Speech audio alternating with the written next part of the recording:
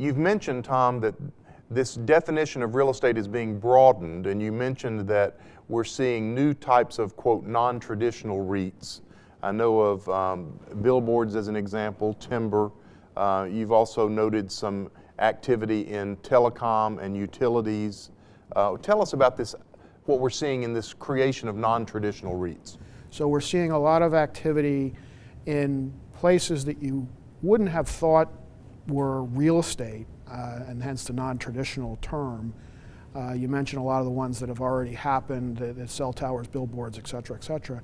But we're also seeing things in telecom like wires and easements and those types of elements.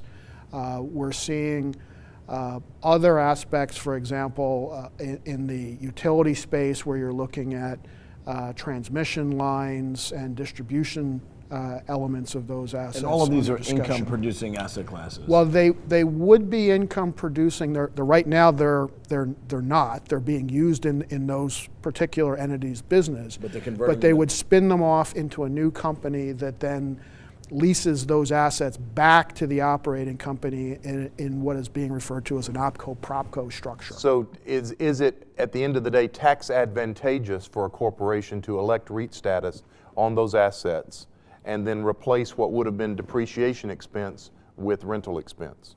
The nature of the accounting elements from a book purposes differs by the type of transaction. Many of the transactions that we just described may end up still being on books of the spin-or lessee in those transactions, given the nature, they'd be failed sale leasebacks.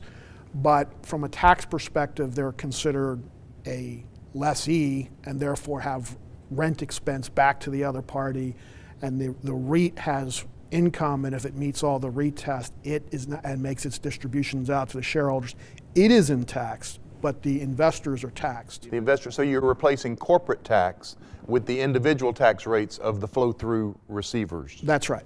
And you're also, it seems to me, you're disaggregating who holds the shares of the company. So assume that the sponsored company was public to begin with, and the REIT is a public company that gets dividended to the shareholders.